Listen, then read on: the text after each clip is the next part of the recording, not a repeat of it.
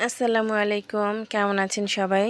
আজকে খুবই সিম্পল একটা কেক ডিজাইন নিয়ে চলে আসলাম। আর আজকে যেই কালারটা দিয়ে কেকটা ডেকোরেশন করব, মানে যেই কালার কেকটা করব, এই কালারটা নিয়ে কিন্তু অনেক আপুদের অনেক প্রশ্ন ছিল।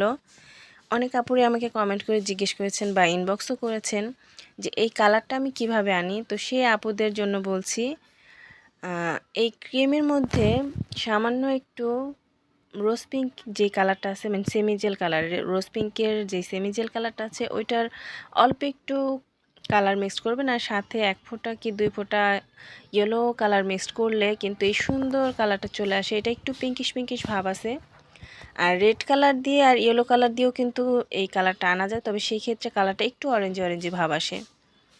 তো আমার আজকের এই ডিজাইনটা কেমন লাগছে আপনাদের কাছে জানাবেন কমেন্ট করে। আর ভালো থাকবেন সবাই, দোয়া করবেন আমার জন্য, আমিও দোয়া করি আপনাদের জন্য। আল্লাহ হাফেজ।